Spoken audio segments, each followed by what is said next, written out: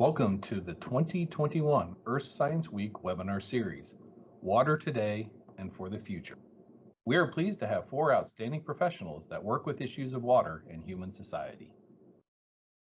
Today's lecture is Groundwater Exploration in Response to Humanitarian Crises. Our speaker is Paul Baumann from BGC Engineering in Calgary. Today's lecture is sponsored by Geoscientists Without Borders.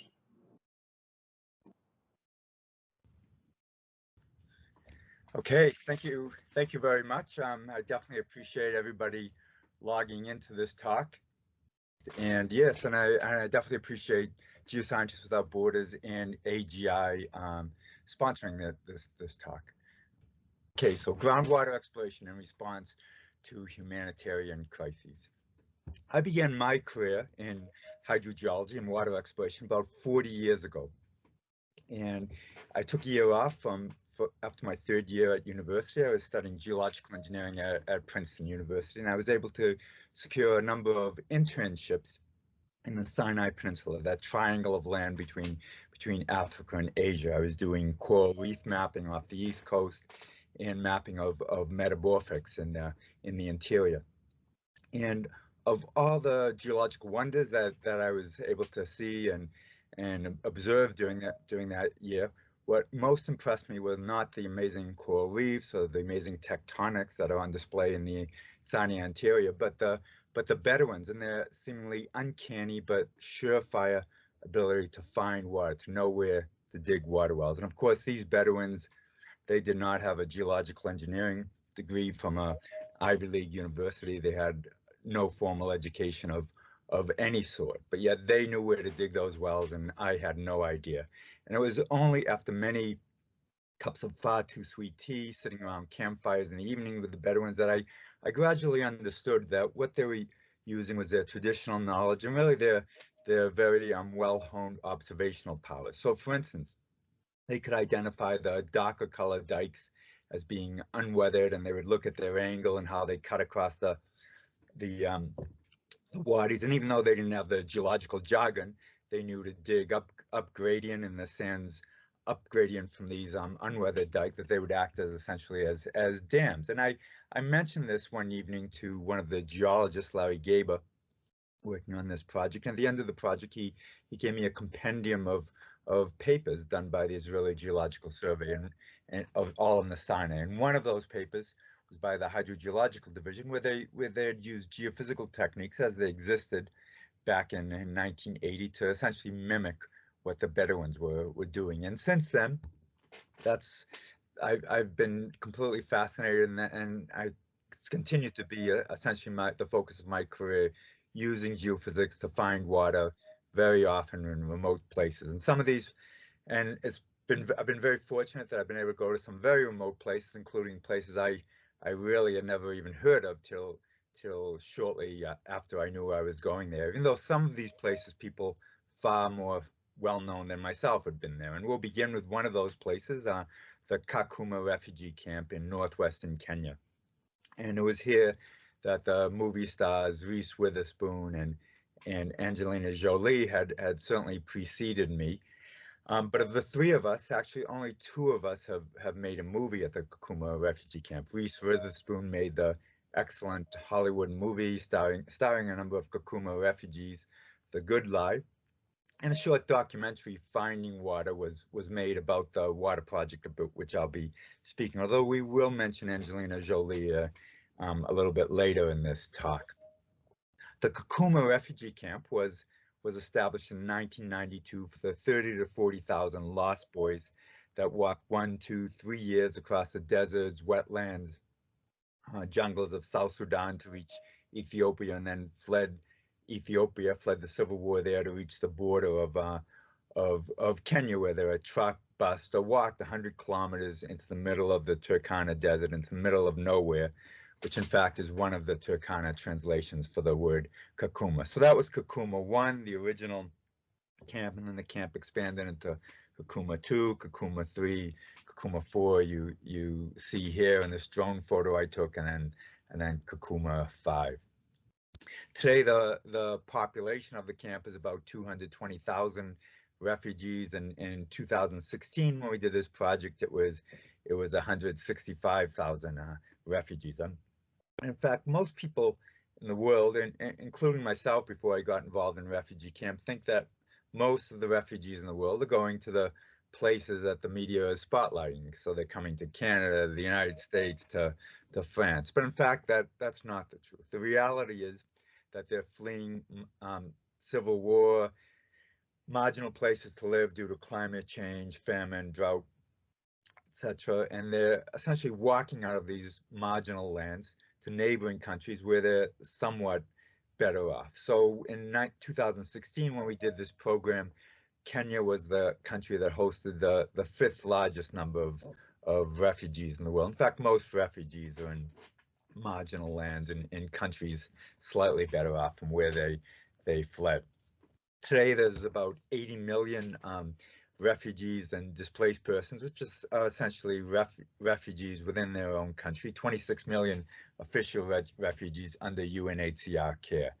And in the Kakuma camp, the demographics of the population then, and more or less the same now, there were about 60% South Sudanese fleeing civil war in South Sudan. About 20% were from Somalia, fleeing civil war, drought, climate change, famine. And the other 20% were coming from another 15 or so different countries, also gripped by climate change and crises and strife. So Uganda, Rwanda, Burundi, Democratic Republic of Congo, Central African Republic, Yemen, Afghanistan, and so forth. The camp itself sits on a flat sediment plain surrounded by volcanics.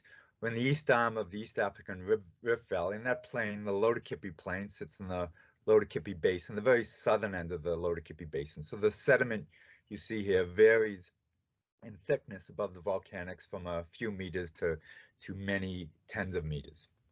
And underlying that sediment, of course, being in the Rift Valley, the east arm of the Rift Valley, we have heavy normal faulting.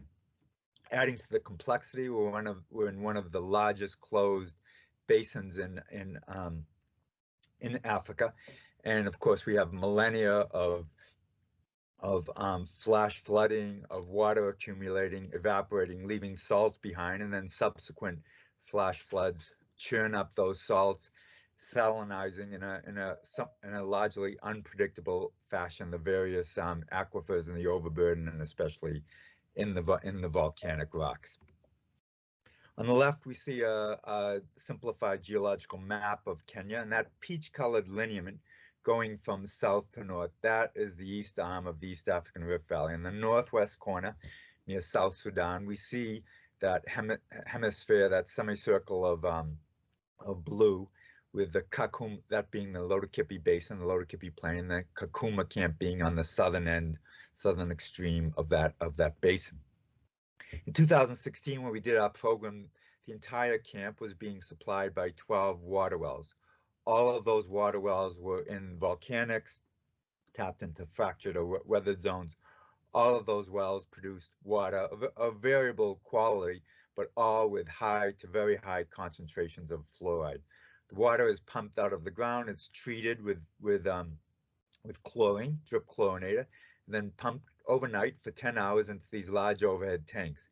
And then the next day, the water is fed by gravity to more than 400 tap stands surrounding the camp.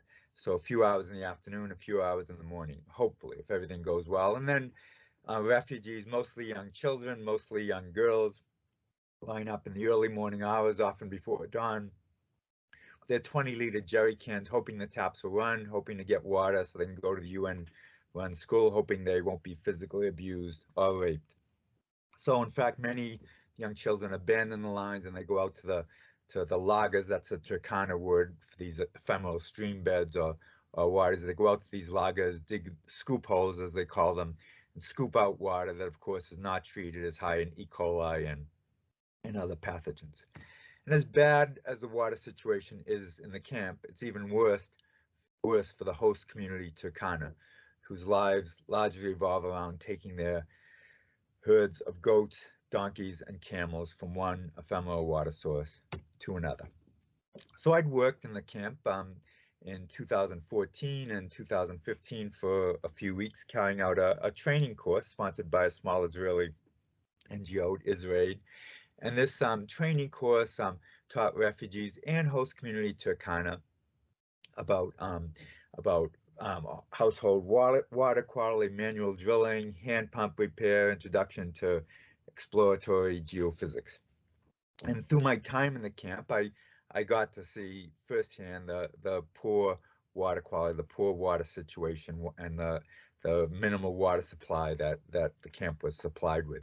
UNHCR targets 20 liters per person per day, which isn't much in the desert to begin with, but in fact they rarely meet that quota. So after these two training trips, I thought, well, maybe I can improve on the water situation there. So I applied for a grant from Geoscientists Without Borders, which I received, and then I returned to the camp in 2016 with a few Canadian colleagues, and we put together a water exploration program, hoping to improve the water situation in the camp. And we used students from the 2015-2014 training programs to staff the program.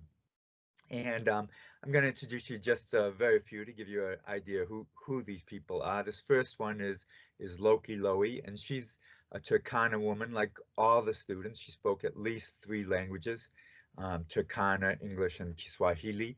And she was actually a teacher, was a teacher at the Angelina Jolie Primary School. And this was a school that Angelina Jolie opened up, and I believe still continues to fund.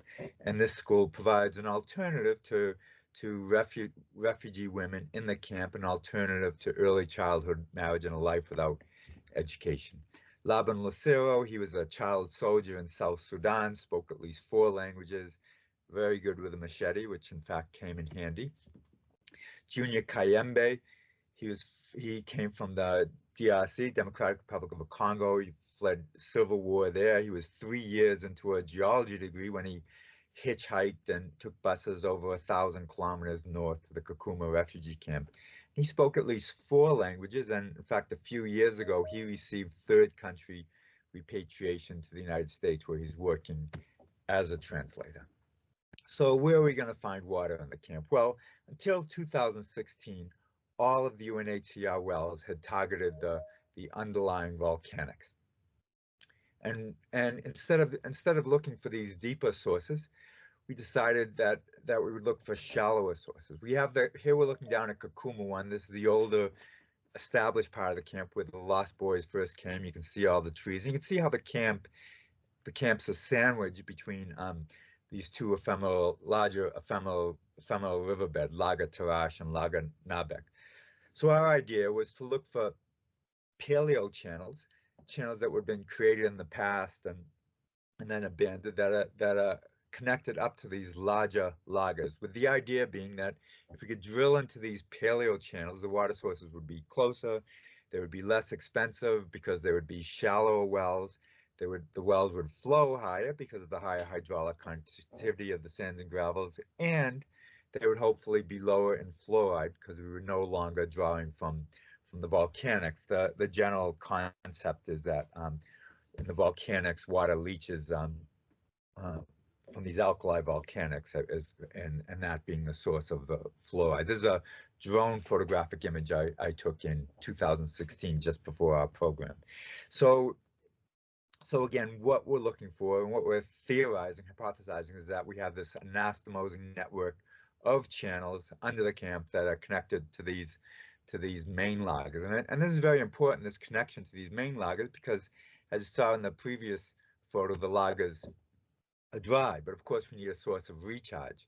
And I knew, having worked at the camp, that in the fall you get for a week or two the short rains, in the spring you get a week or two of the long rains. And I knew from a limited amount of hydrograph data and rainfall data, as we see on the left, is 8 months of data from 2012, 2013. We can see in the top, when it rains sporadically, we get no accumulation. But once it starts raining continually, the wadis immediately flash flood. They fill with water. And then if we look in the lower graphs, we see piezometric water levels in the producing water wells at the camp.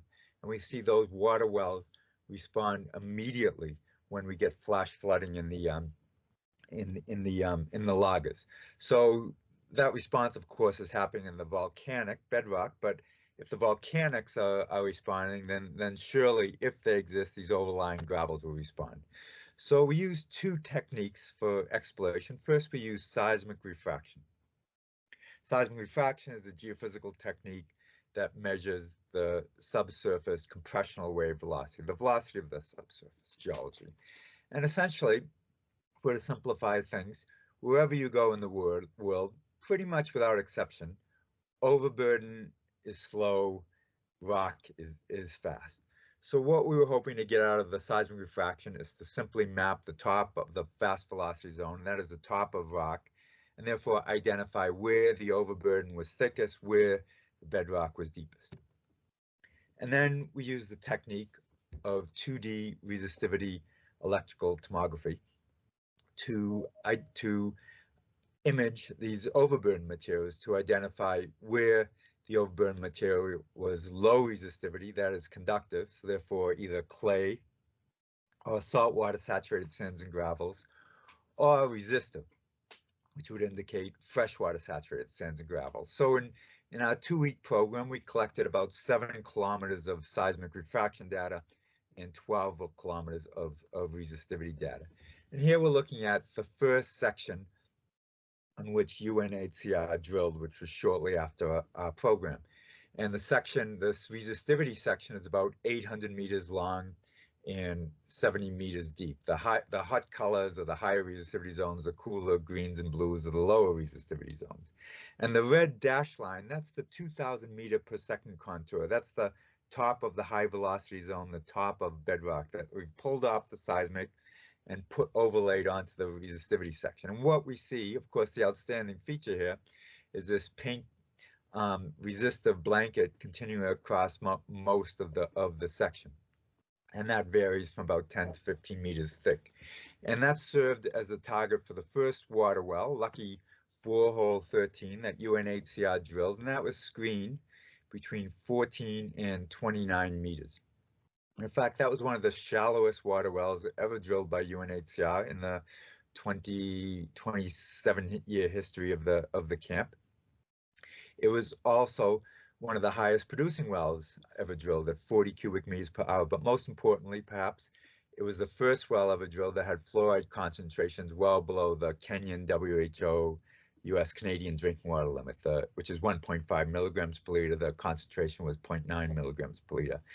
UNHCR followed this well immediately after using the same model of targeting these shallow sands and gravels with 2 other wells, boreholes 14 and 15, both of which were also very shallow, both of which were very high producers, 29 and 45 cubic meters per hour, and both of which also had low TDS and low fluoride concentrations.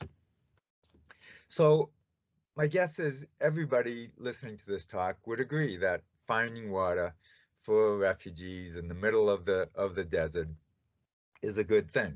Nothing wrong with that. But how important really is it that the water concentrations for these refugees who barely have any water, how important is it that the fluoride concentrations are below these drinking water standard of 1.5 milligrams per liter? Well, in 2018 and then in 2019, for the first time in the history of the camp, the 28-year history of the campus, the same small Israeli NGO, IsraAid, established a dental clinic for 1 week each year. And you can imagine, after 25 years or more without any dental care, they saw only the most serious cases, almost all of which required dental extraction. And what the dentist told me is that each of those weeks they saw about 200 patients. As many as 70% of those dental extractions were directly due to fluorosis, dental fluorosis. But is this actually, can we take this as being indicative of the camp being the cause of this fluorosis? Because of course, people came from various parts of the region. Well, in 2016, when I returned from Kakuma, in a basement cafe in Calgary, Dr. Annalee Coakley, the head of the Calgary Refugee Clinic, introduced me to an enigmatic patient they had at the refugee clinic, Mohammed Hassan. And she introduced me to Muhammad, saying he was a 40-year-old man, but he had the skeleton of a 90-year-old person. And they had given him the generally accepted fluorosis test. They suspected skeletal flaws, but they gave him the generally accepted fluorosis test of a urinalysis, and he came up negative. Did I have any ideas? So, not being much for small talk, I immediately asked Muhammad 2 questions. How long had he been in the camp? And that was 9 years. And where had he lived in the camp? He lived his entire time in the camp in blocks 4 and 6. Blocks 4 and 6 are entirely and only reliant on borehole 5. Borehole 5 has always had the highest concentration of fluoride in the camp. In 2016, it was more than 10 milligrams per liter, more than 6 times the drinking water standard. There was no question in my mind he was suffering from fluorosis. And then further tests, in fact, $1 million of tests were done on Muhammad, with especially the bone biopsy confirming beyond doubt that he did in fact have skeletal fluorosis. And of course, these tests speak for the hundreds of thousands of other refugees that have lived and continue to live in the camp. Well, it's likely no surprise to most people out there that a refugee camp stuck in a desert area in a marginal part of a poor country is lacking for water. But what we're now seeing for the first time in the history of the world, really, at least humankind, is a global view of our groundwater situation. This is largely thanks to the GRACE satellites, 2 satellites that orbit the world, continually mapping changes in gravity. And what gives us gravity lows? Well, essentially two occurrences. One, of course, is the loss of snow and the ice, and the other is loss of groundwater. And what we're seeing is these tremendous losses of groundwater. They're not only happening in desert areas, but they're happening in even some of the most water-rich areas on the planet. So the yellow circle there is over Bangladesh, and Bangladesh receives more than 50 billion cubic meters per year of groundwater recharge. But at the same time, this heavily populated country of 170 million people or so withdraws more than 53 billion cubic meters of groundwater a year. So it's an overdraft. And if we follow that yellow line, that yellow arrow, takes us to one of the most rainy parts of Bangladesh, the Teknaf Peninsula. And here the rainfall is about 3.8 meters a year, twice the rainfall of one of the towns in Canada, Squamish, that receives the highest precipitation on the west coast of 1.8 meters per year. And it was here, to the Teknaf Peninsula, almost 1 million Rohingya refugees fled ethnic cleansing and genocide in the Rohingya crisis that began. The 3rd Rohingya crisis, this most latest one, that began in August of 2017. So following success in the Kakuma refugee camp, UNHCR requested that we do a water exploration program in 4 of the large camps that they established in the Teknaf Peninsula. Most of the Teknaf Peninsula is underlain by 500 or more meters of Miocene, what's called the Bougainville shale. Not a great aquifer material. But nevertheless, we carried out our exploration program, again using this technique of electrical resistivity tomography, looking for more resistive sandstone aquifers, as you see here, incised into the Bougainville shale. In fact, we found a number of these aquifers, as we're looking at here, these 2 lithified channel sands. And wells were drilled, and they produced on the order of 20 to 40 gallons a minute, 4 to 8 cubic meters an hour. So these are significant wells, but in the context of refugee camps with hundreds of thousands of people, this is not nearly enough water. So in fact, these results were discouraging. At the same time, we were doing this exploration program looking for deeper aquifers, deeper targets. Many dozens of NGOs, international organizations, church organizations, other religious organizations were drilling very shallow wells, 4 to 5 meters deep, using suction pumps that that have pretty much have a maximum depth. They can draw from about 6 meters. Of course, there's no chlorination in these, and this drilling and these suction pumps are being installed in a very haphazard and random fashion. You can see here, for instance, there's two right next to each other, and already when we arrived in November 2017, there were already more than 3,000 of these installed in the shallow aquifer. So needless to say, by the time the first dry season rolled around, all of these wells also went dry. At the same time, these wells were installed without any regard to point and non-point sources of contamination. You can see these wells here are located in very close proximity to shower stalls and latrines. And in fact, I was interviewed right here by BBC, where I unfortunately correctly predicted the imminent occurrence of a cholera outbreak, which occurred just a few weeks later. So in fact, I came away from my Bangladesh humanitarian experience very, very discouraged, and I was very grateful to have an opportunity in January to carry out another water exploration program, also supported by Geoscientists Without Borders and the SEG in northern Uganda. And I was very grateful to come up here, because here all of the NGOs and most of the NGOs and most UN agencies had left the area in 2006. 2006 marked the end of what was then Africa's longest running civil war, running from 1982 to 2006, where the Lord's Resistance Army, led by Joseph Kony, battled the government of Yoweri Museveni, who's still the leader of Uganda. He won the most recent election. And in the course of that long civil war, Museveni, ostensibly to clear the battlefield, to clear the landscape, took approximately 2 million Acholi people, stripped them out of the villages off the landscape, and put them into what were called protection camps. 251 of these protection camps. And this isn't that long ago. Here we're looking at a Google Earth image from 2006 in Atak.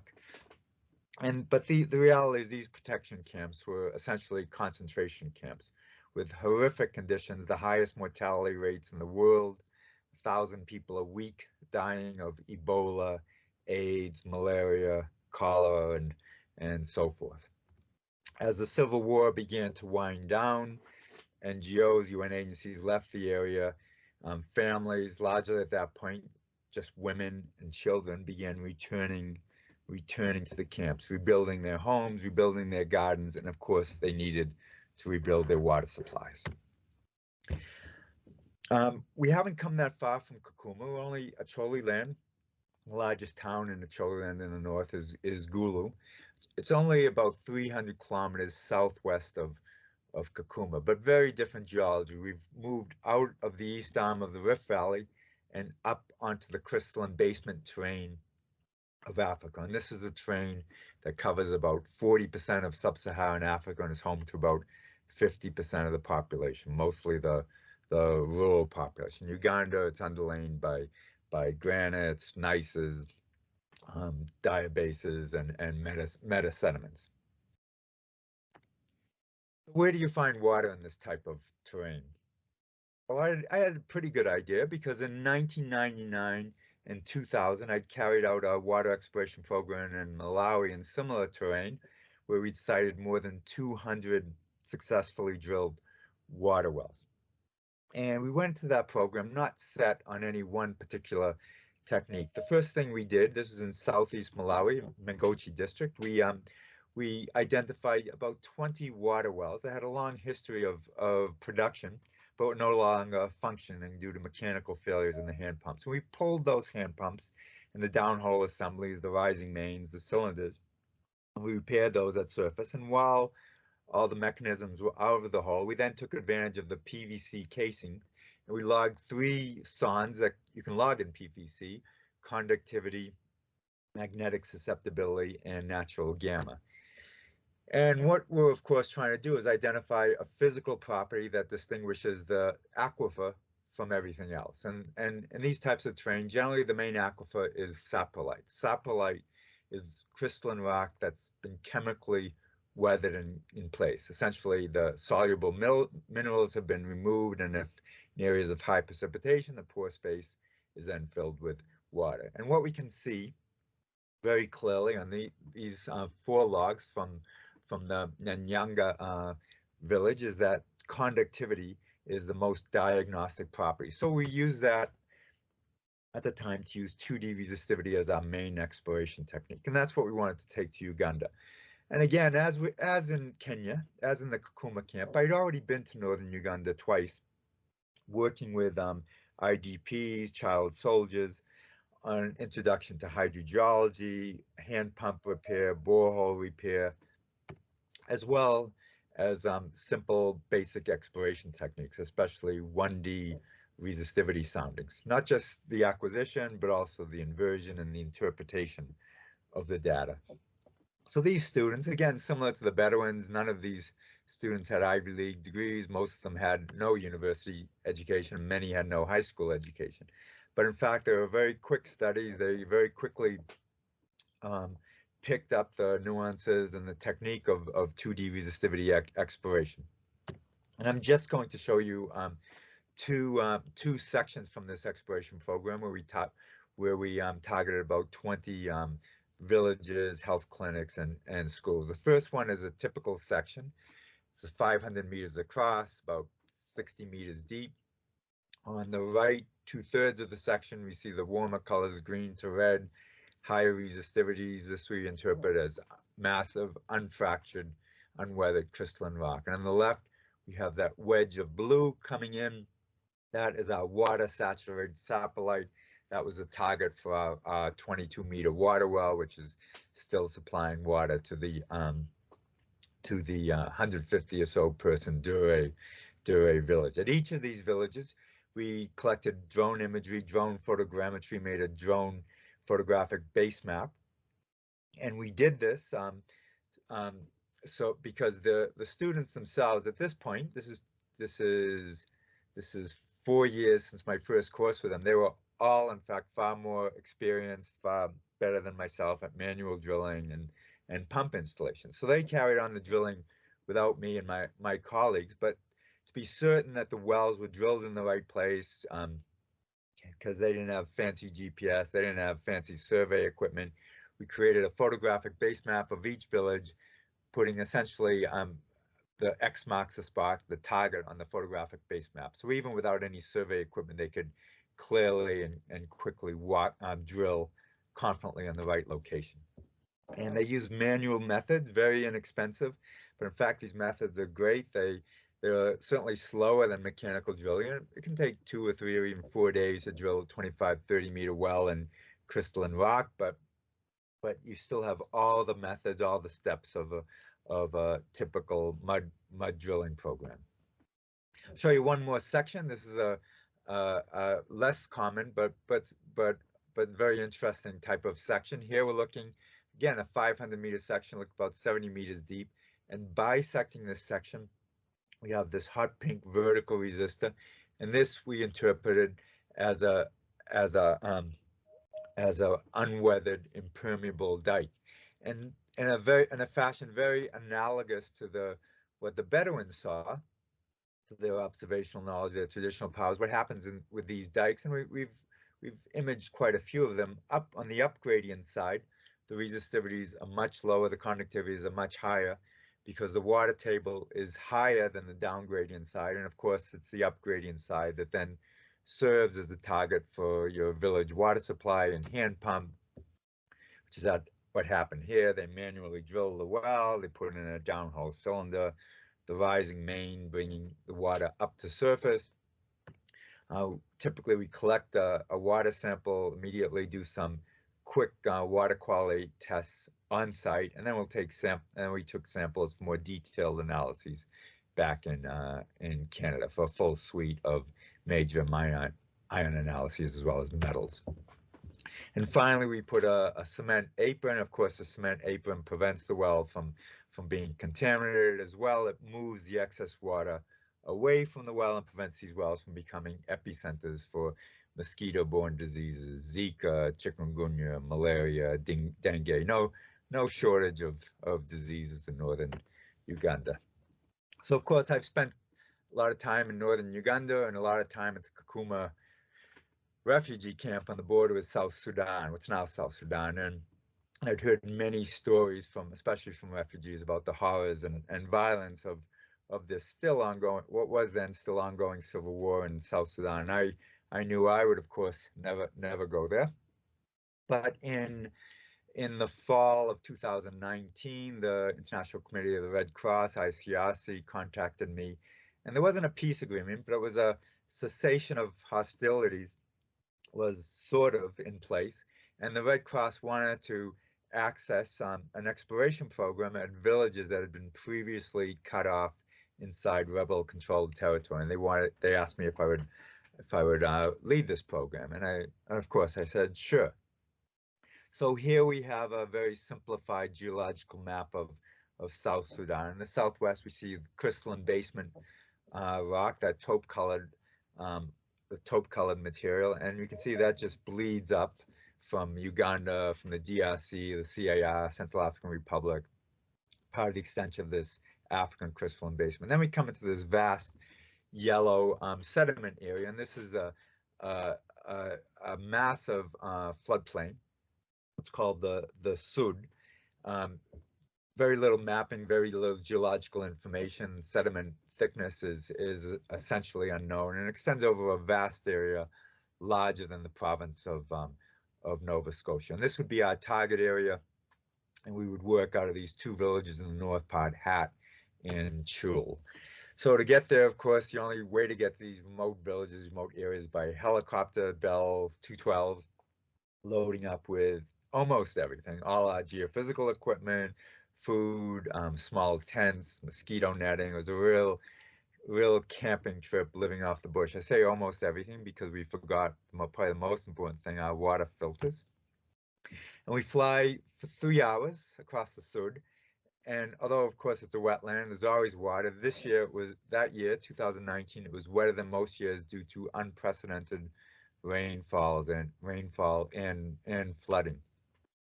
In fact, I found somewhat darkly humorous that when I returned in December to Canada, a number of colleagues at the AGU conference in San Francisco, American Geophysical Union conference, they sent me notes mentioning a paper that they thought I'd be really interested in. It was a paper that identified through modeling unpredicted small increases of methane in the atmosphere as being due to this large-scale flooding in the Sud. And why I found this darkly humorous is, having just come back from there, these small ppm increases of methane were not a story. The real story was the ongoing civil war in South Sudan, the tremendous human suffering due to the civil war, due to the flooding and the consequent famine from the flooding. So here we're looking down at a typical village in the Sud, and again, like in Uganda, I did drone imagery, drone photogrammetry over all these villages to be certain that wells would be sited in the proper locations after the exploration program. And one thing you probably noticed in this water exploration program is that there's a lot of water. And yes, it is the rainy season. Yes, it's in flood, and it's not so easy to access these water sources. And in fact, major tributaries to the Nile. And yes, there's a lot of crocodiles in those wetlands. But most importantly, most relevant, is that all the water you see here is very high in E. coli and other pathogens. There's no sanitation. There's no hygiene in most of the Sud, and you of course you have open grazing. So again, we worked out of two villages. First, out of the village of Hat, we use all female porters, carry all our equipment, electronics, food for the day, batteries, various villages. And out of Hat, we accessed more remote villages with boats and crews supplied by the Red Cross. And again, the technique we used here, we were limited in how much gear we could take, so we had to pick one technique. We used 2D electrical resistivity tomography, knowing that we would have this indeterminate thickness of sediment, hoping to target granular materials, sands and gravels in the relative near surface of these sediment accumulations.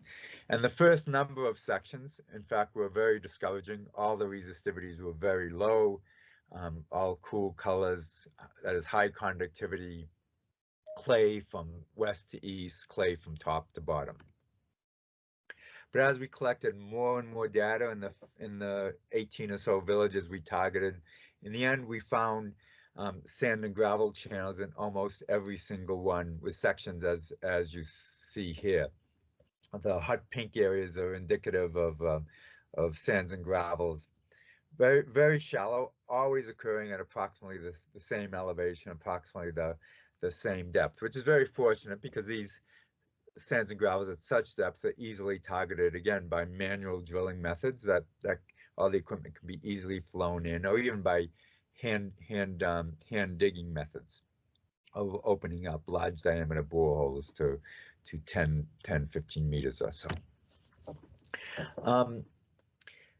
After flying out of the Sud, I came back to Juba, expecting to go right back to Calgary. Red Cross met me with three things. First, a gin and tonic, and then another gin and tonic.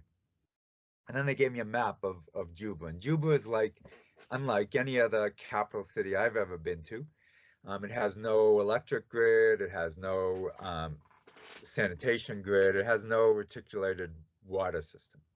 It's basically a large village. And this map is of all the different neighborhoods, with the warmer colors being indicative of what the government in South Sudan euphemistically calls waterborne disease outbreaks. And you can take that as cholera. And of course, we know cholera epidemics, cholera outbreaks will increase where you have poor sanitation and hygiene, and poor sanitation and hygiene will be more common where you have less access to water. So we did a 1 week water exploration program targeting these neighborhoods with the higher, using this map of cholera outbreaks to triage where we would target. And I'm just going to quickly show you one section through one neighborhood. And this is so we're out of the Sud. We're now in Juba, the capital. We're sitting back on the northern extent of the African crystalline basement. And this is the Sant Augustine neighborhood, one of the more densely populated neighborhoods. And you see Juba really is just a large town more than a city. And this well that was here was placed by an NGO that likely had very little geological knowledge. They almost certainly placed this well at this location because of the dense population, because it's the intersection of two important streets. And they placed the well in a location I never would have placed, and probably no one with any geological sense. They drilled right into this outcrop of crystalline rock.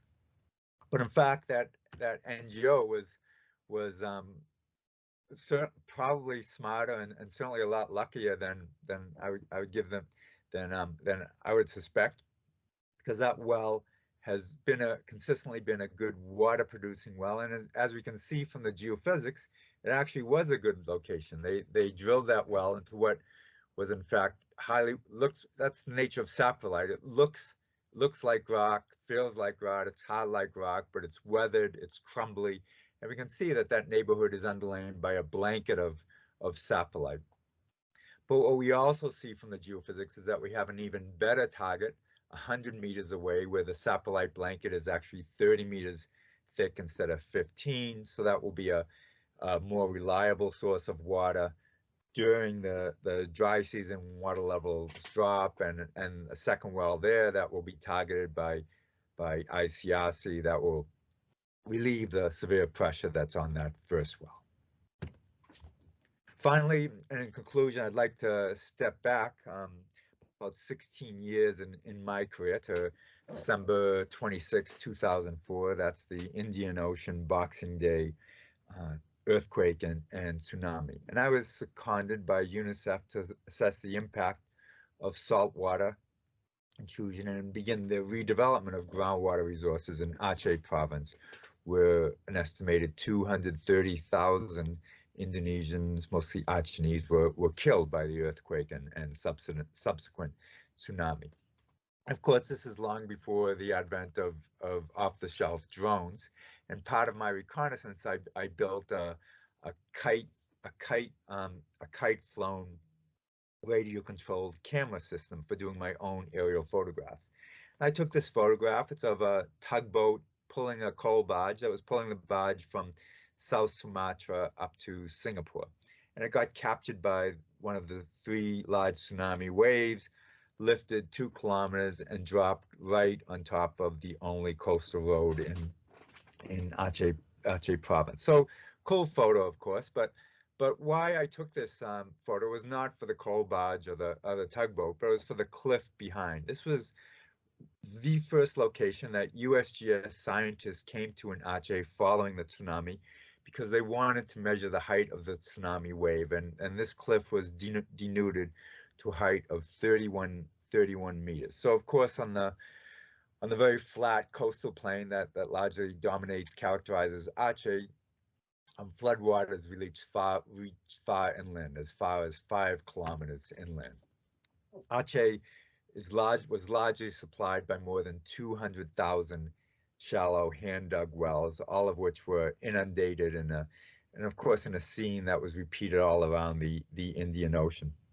Following tsunami, Aceh and other areas, this photograph's actually from Sri Lanka, were inundated by hundreds of NGOs, international organizations, religious aid organizations, and so forth, and hundreds of people descended on many of these communities with pumps, pumping the salt water out of these shallow hand-dug wells, discharging the salt water onto surface, and then repumping the water back into the wells, repeating this cycle often endlessly until the wells would very often mechanically fail and collapse inward.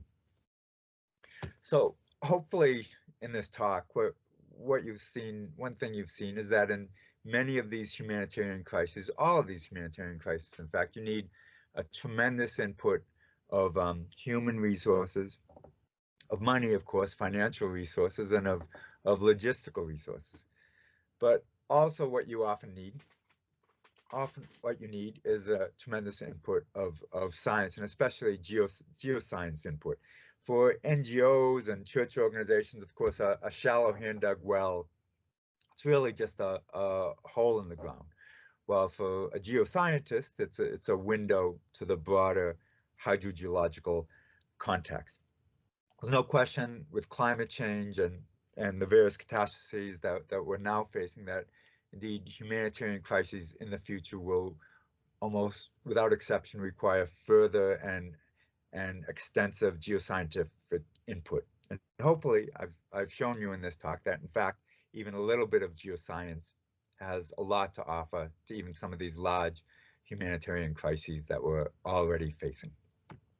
Finally, I'd just like to acknowledge Geoscientists Without Borders and the ESCG that funded the Kakuma and Acholiland projects, my colleagues at BGC that worked with me on all of these projects, the Kakuma refugee, Turkana, and the Acholi crews that staffed those 2 projects, IsraAid that provided logistical support in Acholiland and the Kakuma refugee camp, UNHCR that supported the Rohingya project, ICRC, and Groundwater Relief that supported the South Sudan and Juba water exploration projects.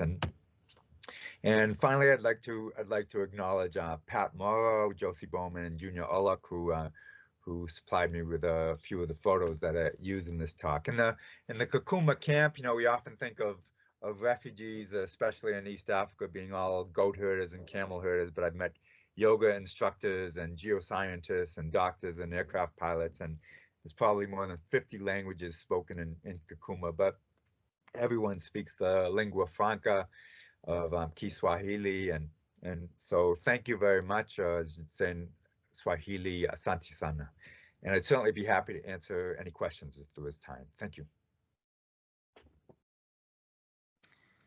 Thank you, Paul. That was a great talk. We are going to go ahead and open the floor to questions now. I'll go ahead and get us started with a question. So these groundwater exploration projects you've done, Are the results of providing water to these communities more long-term or short-term? Or in other words, how much water are we talking about, and for about how long does it usually last? Yeah, that's a great question. Of course, sustainability is always the question. And in fact, pretty much all the programs I talked about, I do have some updates, but I'll just describe a few in particular. First of all, South Sudan, ICRC has not drilled the wells in the Sud yet because of the pandemic. They haven't been able to enter. In Kakuma, one thing I didn't mention, those 3 wells that were drilled, 40, 29, 45 cubic meters, at the UNHCR quote of 20 liters per person per day, that's enough water for 60,000 people. Those 3 wells are all still functioning. And actually, I was in communication with the head of water and sanitation at Kakuma yesterday. They're all still functioning, and they've gone on to drill 3 more using that same model. So yeah, those are long-term wells. It's interesting though. There's factors, of course, that these days that you have to put caveats in that question, because northern Uganda, northern Turkana are on the front lines of climate change, and what might have been sustainable well in the past, it's not so clear with precipitation patterns changing that those wells will continue to pump. I can also tell you that all of the wells in northern Uganda that we drilled are still functioning as well, and I know that because there's an ongoing water assessment survey right now. Typically, hand pumps. It's a huge topic. Tons of papers, tons of studies coming out now. It's a huge topic. Hand pumps are the most common water supply in villages in Africa, especially East Africa. The reality is, overall, it's probably about half of the hand pumps drilled in East Africa are simply not functioning. In many countries, it's much more. And there's all kinds of reasons why they're not functioning: lack of maintenance, corrosive water, lack of know-how how to use them, lack of parts, etc. So, I've certainly done my best to learn from other people's mistakes. But of course, all the wells I've put in have all been in Uganda, have all been since 2015 was the first one. So we'll see how well I do in the future. I'm going back in January of this year. I'll be doing further checks on other wells I've been doing, and hopefully putting in some longer term monitoring systems. So the short of the answer is yes, all the systems I've personally put in have been designed for the long term and hopefully to be sustainable. Okay, that was great. Thank you. It looks like we have another question. So do you see increasing use of solar energy for pumping groundwater? That's another really good question, and I'm sure there's lots of people out there looking at this talk thinking, why are they putting hand pumps? Africa, there's all kinds of solar energy, there's all kinds of solar pumps. People are using solar pumps in Africa. People are using them in these crystalline basement terrains. Why aren't we? And again, almost everything to do with water in Africa. It's a complicated answer, but I'll give you a few points of that. First of all, crystalline basement aquifers in crystalline basement Africa, they're not great producers in general. And much of Africa, and certainly much of Uganda, you just can't get enough production to make a solar pump worthwhile. Secondly, people look at solar pumps and think, wow, this is so easy. Solar pump, put it up in a tower, hook it up, away you go. And it's not so simple. You need a battery, you need maintenance. People steal the pumps, people steal the panels, they have to be fenced in. It rains, you have a rainy season, you get clouds. And the reality is that there's been a few recent studies that have come up that in terms of maintenance, if you look at motorized pumps, diesel powered pumps, solar pumps, hand pumps, the types of pumps that have the longest sustainability, that are best maintained, are the simple hand pumps. And I guess a third point I'll make is that solar pumps are often thrown in because they can be, and they say, well, if a hand pump is good, a solar pump is better, and then we can put water in tanks, store it, have irrigation, and so forth. And many of these projects have come to the realization that I first noted, is that the aquifers simply do not produce enough water. So it's still more complicated to that, and solar absolutely has its role, but it's not the obvious no-brainer that even I thought initially before I really got my hands dirty in some of these projects. All right, thank you for that answer. I see someone asked about saline water, and yes, absolutely. Northern Uganda, not really. There are some zones of somewhat higher salinity, but certainly in Rift Valley environments, yes, saline and even briny water is definitely something to be avoided, and something often accounted because of these paleo salt flats that were created and then churned up and salinized the aquifers. So yes, I mean, that's certainly one of the outcomes of resistivity is not only does it help you identify where to drill, but it certainly does a fantastic job of telling you where not to drill, as saline, especially briny aquifers, will have very, very low resistivity. They'll be very clear. In aquifers that produce high fluoride, can villages install treatment systems to manage it? Also a complicated question, and certainly UNHCR, for instance, in the Trachoma camp, where they have these refugee camps, they don't have endless budgets, but they have more budget than a small village. They've tried this. It's not so easy because these fluoride treatment systems, they require power, they require maintenance, they usually have an exchange system. They require monitoring. Even analyzing for fluoride in the field is not easy. So sometimes it is the only option. But and of course, partly I'm biased by what I'm good at, which is finding water. But generally, I would suggest in most of these natural contaminated natural groundwater contamination circumstances, whether it's arsenic in Bangladesh or fluoride in the Rift Valley, more often than not, even in the desert, I would say find another aquifer. That would be my initial first suggestion. Okay, thanks. I think we have time for one more question. So how about, what is your background and how did you get into this specific type of work? Yeah, that's also a really good question, and I certainly get that, especially from students, quite a bit. I mean, this is actually what I kind of always wanted to do, and I can tell you, even with a geological engineering degree from Princeton, a master's in hydrogeology from Waterloo, it's not an easy nut to crack to get into this humanitarian type of work, even on a volunteer basis. And most of the projects I just talked about were done on a pro bono basis. Why?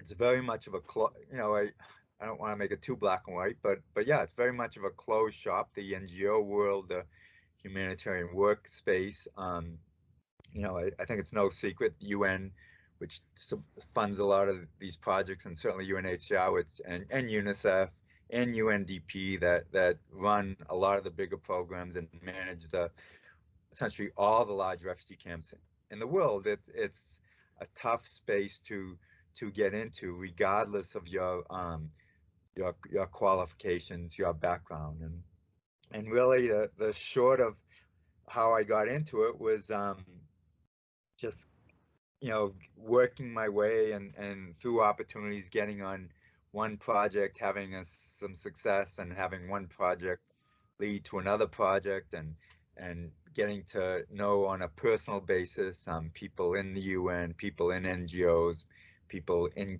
country. It's a lot harder than it should be, and a lot harder than you might think it would be to actually get involved in these projects, even on a pro bono basis. Having said what I just said, I think that's going to change. And even the pandemic, this pandemic that we're all suffering through is part of it, because why? Because the situations in as we all know, the situations in these camps, because of global warming, strife, civil war, are becoming more and more dire, and climate change, of course. NGOs, UN agencies, they have less and less money, and the pandemic has forced many of these agencies, they put them in the position where they can't send, essentially expensive expatriate staff that might not even be particularly more qualified than local staff. Often these WASH personnel, and usually these WASH personnel and doing these water programs with NGOs, very rarely do they come from a geology or hydrogeology background. More commonly, they're from a public health background, or maybe even a logistics background with no geology background. And the fact that there's only so much money around, the programs are becoming more and more important, the situation becoming more and more dire, I think we are going to see an increased professionalization of what's called the WASH world, water, sanitation, hygiene world, and more opportunities for people with the proper professional backgrounds. Great, thanks for that. Okay, well, that's about all we have time for today. Thank you everyone for the excellent questions, and thank you, Paul, for presenting today. Also, thank you again to Geoscientists Without Borders for supporting today's webinar. This concludes our webinar for today. Thank you very much, Paul, for sharing your time, expertise, and insights with us. Thanks again, everyone.